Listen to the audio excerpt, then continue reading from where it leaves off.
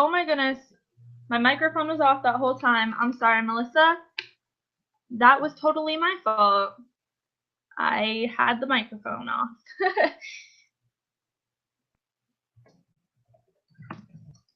I'm gonna wait just a moment so that way you guys can, there's like a pretty big delay on what I'm recording and what you guys see. So I'm gonna wait just a second, make sure you guys can all hear me now that my mic is actually turned on. Okay, so I think Melissa, yep, there you guys go. Okay, thank you, you guys. So, hi Melissa, hi Nikki. There's a few other people, you guys haven't said anything. So I'm going to have a recording of this up. Above this video on Crowdcast is a download link to the slides I'll be using. So if you want those, you can get those. And I'll also have it on this YouTube description down below if you're watching the replay. All right, so I'm going to switch to the slides. We're going to do a quick overview. If y'all have any questions at all about webinars or using Google Hangouts or anything, ask me in the chat box and I'll answer them all at the end. All right, so let me get my screen up here. And we're going to hope that this works. Let's try this. Let me just adjust this here so that way I can see you guys in the chat box. Can you all see this this PowerPoint thing here? Just let me know in the comments so I can make sure it's working before we start going through it. I'm hoping that it's working, but there's not really a good way for me to check. I guess we'll watch the video for a minute. Alrighty. So we're going to talk about the 3 tools that I use to create webinars. I use Crowdcast, which is what you guys are probably watching on right now, Google Hangouts and YouTube kind of put together, and Canva to make the graphics for everything. So I'm just going to start from the very beginning, what I do to set up a webinar, and if you guys want to work through it with me, you can definitely do that. That way, if you run into any issues, I can kind of help you as we go. So when you first go to crowdcast.com, or it's crowdcast.io, this is the screen that you're going to see. If you already have an account, you can just click sign in over here. If not, you can just create an event or join. Either way, I'll have you sign up for an account. You can log in with Facebook, Twitter, and Google+, which is nice. So once you're in, you'll want to create an event. You'll be able to give it a name, a description, and then you can choose a couple options. You could choose if you want it to start right away, if you want it to start later, and if you click on later, you'll get a little calendar that pops up along with a time choice. You can choose if it's public or unlisted. I always choose public. That way, if anyone happens to stumble upon my webinar, they can come in. You can require registration, which will require people to sign up with an email, which means that they will get an email reminder if you choose to do so. Or you can not have a registration, and that way people don't have to sign up. They can just show up whenever and not have to input anything. I found that more people tend to show up when I require a registration, but more people watch the replay when I don't require one. So that's kind of interesting. With the new Crowdcast update, I guess, you can connect Stripe to your account. You do have to get a paid Crowdcast account, which I believe is $20 a month. I might be wrong about that though. I think it's $200-something a year, which is really good. If you have paid webinars, you can easily make that in 1 or 2 webinars. And then you can choose email reminders.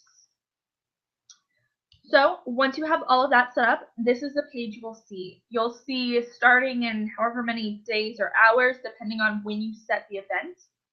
And then you'll see all of the event info up here. Now we're going to edit all of this to make it a little prettier and to make everything a little more customized. So if you click, oh, let me go back here. If you click on this more right here with the dots, it will open up this little option. Again, you can edit the event title and the description. You can do this at any time, even after the webinar. And then you can also change the URL. So Crowdcast will give you kind of a shortened URL to use, and then you can just choose what to add on to the end of that. Again, you can change the start time, you can change all of the stuff that you had originally, and you can also add a custom link. So on this webinar, for example, I added the download link to the PowerPoint slides. You can only add one link, but I usually just link to whatever relevant content is for the webinar. Then you can just hit save. Next, you'll want to add any questions, topics, or polls. So if you scroll down beneath the video area right here, you'll be able to add questions. Your audience can also ask questions, and by doing so, you can, when recording the video, you can click when you're answering that question, and that way when someone's watching the replay, they can skip around in the video to parts where you answer certain questions. This is super helpful for really long videos, or if you're doing like some sort of series of videos where you're answering questions. You can also ask polls to get ideas of your readers. My pets are running around in the background. Alright, so next thing to do is to actually add the video. So this is where we're going to go into YouTube. First, you want to click on Import Hangout and Live Stream. This will open up this little area. You can use live stream, Ustream, and a couple other options, but I'm going to show you how to use YouTube along with Google Hangouts. So you can just leave this page open, and in a new tab, open up your YouTube channel. If you don't have YouTube, you can do this by using Google Hangouts, but your options will be a little more limited. So I really recommend setting up a YouTube channel, especially if you're using these for webinars. If you're using these for client meetings, you don't necessarily have to set up a YouTube channel, but it is nice to have the recordings of the videos. So once you're in YouTube, you're going to want to go to your channel and then click on Video Manager. That will open up this little area here, and make sure that you're on the Live Events tab. I made a little example webinar in here so that way you can kind of see. To do this, you just want to click over here on New Live Event. When you create a new event, you'll be able to enter all of the regular information that you would on a normal YouTube video. You add a title, you'll be able to add a description and tags. Whoops, looking around here. You want to make sure that your video is on public. So if you're doing a webinar, you want that video public, or else some people won't be able to see it. If you're doing a client chat, you're going to want to choose unlisted, but we'll talk about that more in a few minutes. You also want to choose a date and time. You want to make sure that this matches up with your Crowdcast. Whatever you set your Crowdcast for, make sure it sets up with this, so that way you're not showing two different dates on your Crowdcast page. As for the type of the video, make sure that Quick, using Google Hangouts on Air, is chosen. You can add a couple different options if you want to monetize, add cards, control room, all that good stuff. Whenever you're done, when you change this time from now to some future date, you'll be able to click on Save Changes. When you click on Save Changes, you can click back on the Live Events tab and then click on the video. So if I was on this page, just click on this image right here or click on the example text. That will open up the actual YouTube video, which is where your video will be after it is published. So people can watch it live on YouTube, like some of you are right now, or you can watch it live on Crowdcast. So what you want to do is copy the URL of this page, go back into Crowdcast, and paste that URL into the text box, click Save, and your video will load in the video area. If for some reason you mess this part up, you can swap the video or remove the video at any time. Once you're ready to start, let me go back here. Once you're ready to start the actual webinar, you'll have to go back into YouTube, go to your live events, and click right here, Start Hangout on Air. That will open up your Google Hangouts window, which will open up in a separate screen like this. You'll see a little loading bar down here, and once that's at 100%, you'll be able to click on Start Broadcast. I usually mute and hide my video just in case I accidentally click on it, because I have a couple things to set up. I use the Hangout toolbox, which is right here. When you click on that, it opens up a little options menu. There's my awkward face. And you can put one of these on your video, which you'll see Whoa, I keep clicking.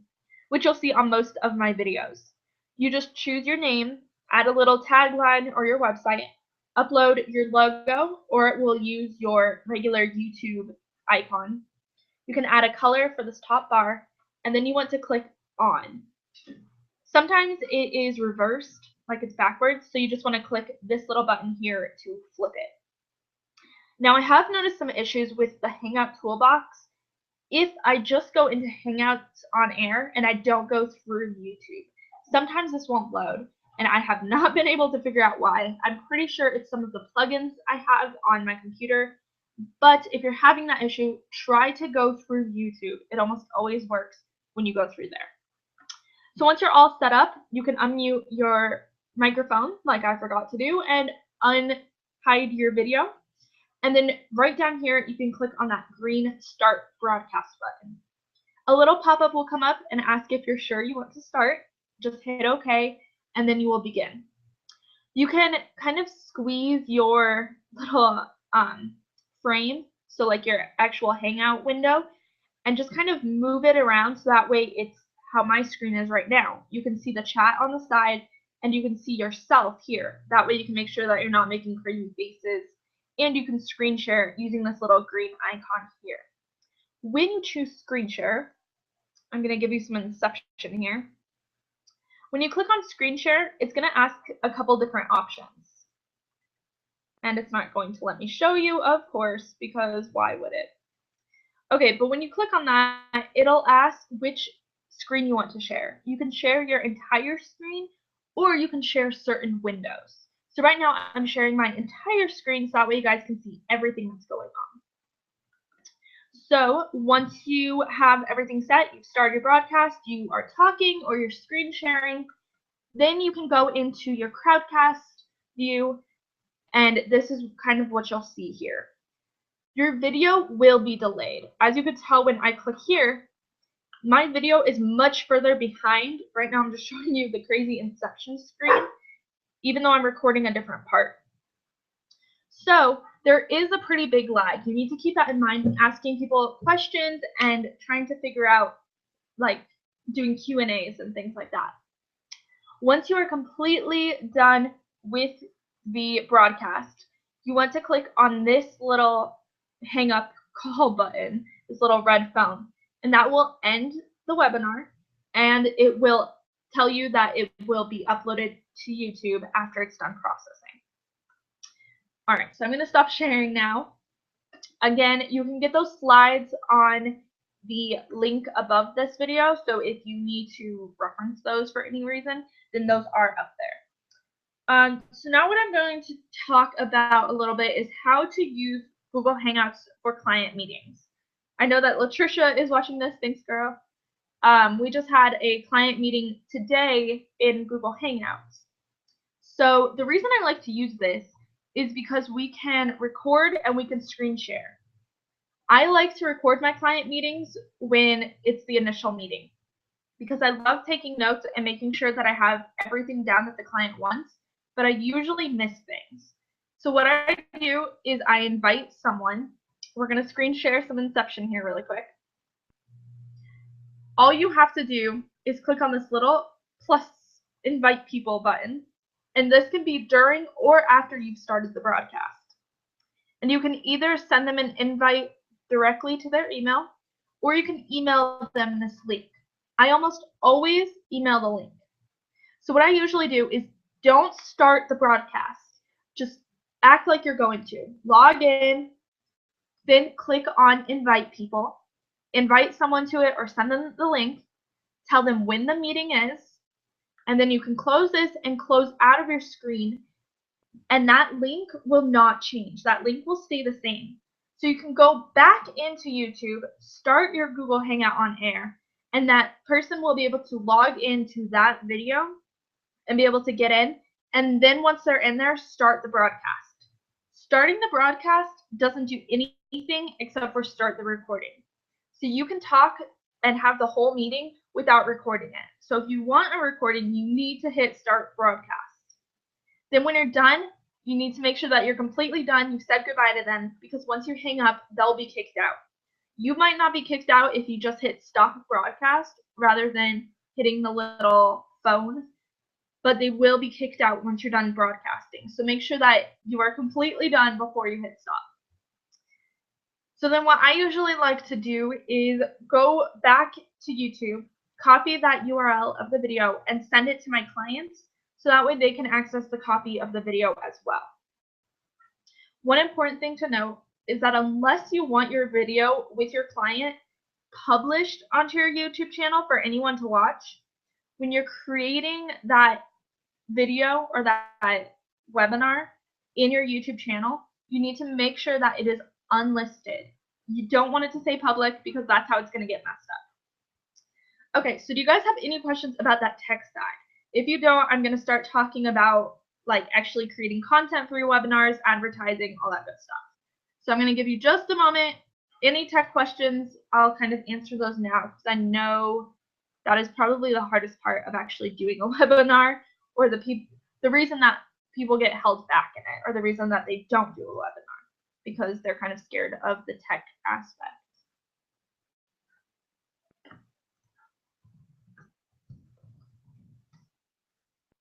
Just gonna wait a moment. All right, so I'll keep an eye. If you guys have any questions, just ask. Otherwise, I'm gonna keep on going with content. So when you're doing a webinar, I know that a lot of people think that they're not experts. So they feel like they shouldn't be on screen talking to people, telling them what to do because they don't feel like experts. And Melissa said Crowdcast seems pretty straightforward. What are you doing? My dog is being crazy. Come here. Yeah, Crowdcast is really straightforward. It's super easy, and their actual tech department and their customer service is awesome. So if you ever have a question, they always answer. Latricia said, starting out, do you recommend making the registration required or just allowing people to join? I did not ever require people to register because I thought that meant people wouldn't come. I thought that they wouldn't want to sign up. But I found after a while that when I was requiring people to register, more people were showing up because they were getting email reminders for it. I almost always, of course I didn't do this one, I don't know why. I almost always require a registration because then I can see their name in the chat. That way if they don't have an account, it will make an account for them. And then they can see a listing of all of the webinars that they've watched, and they can go back to them at any time. So I definitely recommend having registration on. I'm pretty sure most people, if they're actually interested in your content and they are actually planning on showing up, they will register. They're not going to decide not to just because they have to type in their name. So yeah, definitely have people register. Okay, so you don't have to be an expert to do a webinar. To be an expert, you only have to be one step ahead of someone. So I haven't been doing webinars for that long, but I know how to do them. And I know that some of my friends who want to do webinars didn't even know about Crowdcast. So that's why I'm doing this one. Melissa said, I think registration is also good for growing your list. And then Latricia said, does it integrate with MailChimp? It is good for growing your list because when someone registers, they have to sign in with their email. It does not integrate with MailChimp though. The pro version of Crowdcast is new. They just launched it. I just got an email about it, I think this week. So I know that when you have the pro version, you can view the list of all of the people's emails. You can get analytics on them. You can see how long they stayed, what they said, all that stuff. There probably will be an integration eventually. That's what I'm guessing. Just because Crowdcast is so new and that they're still growing, I guarantee you that they're going to add more features every month from now on. So it doesn't integrate now, but you can get a list of all the emails, and you can ask people, like on your webinar, you can say, if you want more information, go download my free PDF here, and then have them sign up for your email newsletter to download that PDF. That's a really good alternative. And that way, whether you have registration on or not, you can still grow your list and kind of get some emails of people who are interested in what you have to say. Okay, it's getting dark now, so now I look like a ghost, and it looks super spooky behind me. Okay, so when you're creating content for a webinar, when you're trying to decide what to do a webinar on, the most important thing I would say to do is just to listen to what people are asking. Look on Twitter, look on Facebook groups, on your blog comments. What are people asking that you know about? If you know something that someone's asking a question to, and multiple people are asking similar questions, that's the start of a webinar. Anything you can write a blog post on, you can do a webinar on. This could have been a super quick blog post, but by doing a webinar, I'm able to have this like chat with you guys and answer your questions as we go. For example, Patricia said, so kind of like how you did the slides, we can make that behind and often or leave it open for download just like I did.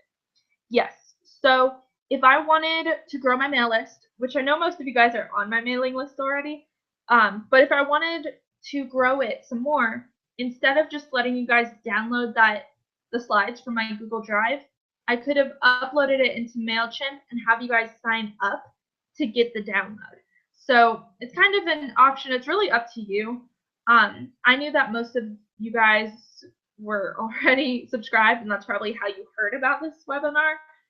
But definitely you can do that. I've done that in past webinars, and I've grown my list a ton by doing that. Okay, so when you are actually planning to get in front of the camera, I know that's another thing that people are really nervous about. I don't really have any good advice except for you just need to do it and practice.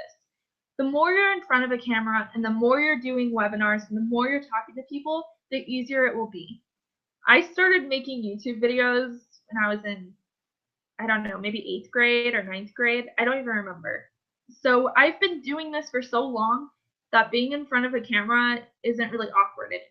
I don't even make like a script or a plan or notes, or sometimes I have notes for really long things, but I usually don't because I just kind of talk and go with the flow.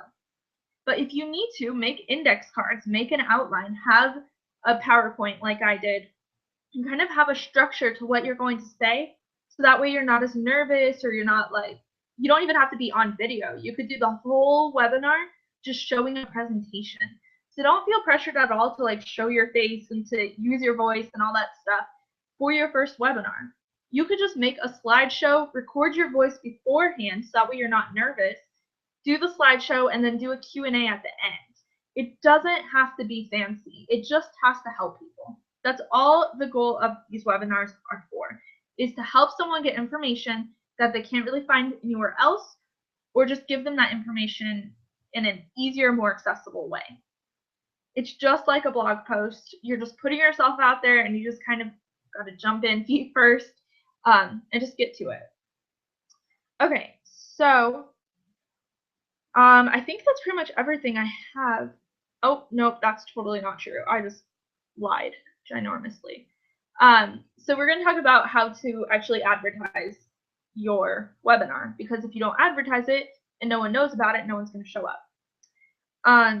So one thing that I'm terrible at, so I'm not going to talk too much about, is figure out a good time to do your webinar.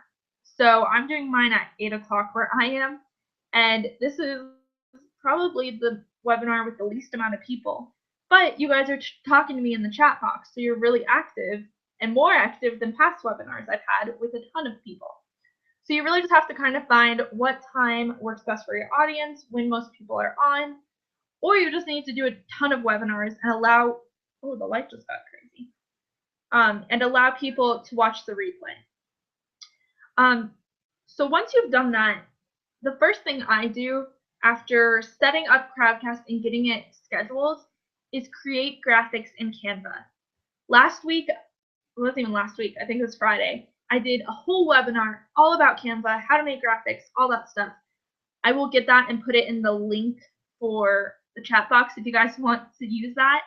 But basically, I just create a post for Facebook, a post for Twitter, and a post for either Pinterest or Instagram. I usually pick one or the other. And I just advertise I usually set it up in Hootsuite or Buffer. My pets are chasing each other. And I just schedule it out throughout the day and sometimes a week before if I actually planned something. I usually don't plan webinars more than like a day in advance, which is bad. Don't do that. I'm a terrible example of that. Melissa said timing is tricky, and definitely. It's something that I probably need to spend more time on, but I really haven't yet. So once you have created some graphics to kind of advertise your post, all you have to do is say like, I'm hosting this webinar at this time, see you then, and then put your little link on there and make sure it's like a customized link, or use Bitly and create a custom Bitly link. So that way it's easy for people to get to you. Make it as simple as possible for people to find you. So once you've created graphics, schedule it out. Schedule like 4 hours before, an hour before, and then as it's starting, just blast all of your social media channels with it. So that way anyone who's online can show up if they want to. So once you've created graphics and all of that good stuff, another good way is to send it out to your email list. And if you don't have an email list, please email me. We need to chat. I will help you out. That is like no good. You need an email list like yesterday. I'm not kidding. I'm not exaggerating. If you need an email list, email me and I will send you a ton of resources to get you started. You need an email list. So send it out to your email list as far in advance as possible, and then remind them 20-15 minutes beforehand. So that way they can show up and they know what to expect. Another good option is to always have a recording. By using the way that I just showed you, it will stay on Crowdcast until you delete your account or you delete the video. So that way people in different time zones and across the world and wherever can find your videos and you can reuse them. I post all of my different webinars in emails and blog posts all over. I share them all the time because most of my webinars are helpful for months and months down the road. It's not just a one-time thing. Like this webinar, I'm sure that there's not only 3 people who are interested in creating webinars. So I'm going to share this more throughout the week and throughout the month, and I'm going to bring it up to people. And anytime someone says, hey, how do you do a webinar? I can send them this link. So make sure that you have a recording, or if you want to, you can even take the recording, put it into a bundle, and sell the recording. That's a good option too. You can sell your recording for $10 or you can sell it for $200 depending on the content. People will pay for webinars because you're giving them helpful information in a super easy, digestible way. All right, now I think I'm done talking. I'm pretty sure I covered everything. If you guys have questions, ask me right now. If you are watching this as a recording, then you can email me hello@noraconrad.com or just comment on the YouTube video, and I check that pretty regularly so I can answer as we go. YouTube and Google Hangouts and all that stuff is tricky, and they update things constantly, and it's just kind of a pain in the ass, to be honest. So if you guys ever have tech questions, just ask. Google has a bunch of guides on all of this stuff as well, so you can always just Google it. This video could be completely irrelevant in 4 days if they update. I know that YouTube is talking about separating from Google, so who knows what will happen. This could totally change, but it's a good idea to learn as much as you can about webinars now and just get started. You can learn as you go. You can teach yourself as you go, but you need to actually start to learn. You can't learn by just researching. You have to try it out and you have to fail, and your first webinar might be a total flop, but that's okay because you'll learn something from it. My first webinar, I think we forgot to announce it, and it was me and my friend Kaylee, and I think one person signed up, and we were excited that there was one person. So don't worry at all. Sometimes, like right now, there's only 3 of you watching, but I guarantee you that by tomorrow evening, this thing will have 500 views. You don't have to have a huge engagement that second to have a successful webinar. So just test it out, try it out, and if you absolutely hate it, you never have to do it again. But at least that you can say that you tried it once. All right, so I'm gonna watch for questions for a little bit. If there's no questions, you guys can head out, and I will see you in the next webinar. Don't forget to download the slides. Those will kind of take you step by step to help you set that up. Melissa said that was great, Nora, doing my first webinar this week using Crowdcast. That's awesome. You should set it up right now, Melissa, and post a link in here because I would love to attend and support you. Because you're always like supporting me, so I'd love to help you out. Or just email me, doesn't matter. And you guys, just do a webinar this week. It doesn't have to be super planned out or perfect or anything. Just do a webinar about something that you know about. Or get on Periscope. If you're not comfortable doing webinars, do Periscope. Like, if you want to feel comfortable in front of videos, there is nothing better than talking about something you know a little bit about and getting hearts and stuff on your videos. Like, that's the best. If you want some motivation, get on Periscope. Maybe I'll have to do another webinar all about Periscope and how to use that because I'm addicted. All right, I don't think there's any more questions. I will keep an eye on the chat box for the next 10 minutes or so. So if you guys have any questions and I ended this video, don't worry about it. Go ahead and just ask me anyway. I'll answer in the chat box. And Melissa just shared her video. Thank you. So you guys, go sign up for Melissa's webinar because she's awesome and I'm pretty sure it's going to be a cool webinar. I don't even know what it's about yet. What it's about yet? That was not English. I apologize. It's too late here. I'm a grandma. Tips and tricks for using FreshBooks. That's what her webinar is about. So go check it out. And she has it set up so you have to register. Good job, Melissa. And yeah. Alrighty. I am going to end this and go to bed. I'll keep an eye on the chat, you guys. Have a good night and thanks for coming. Bye.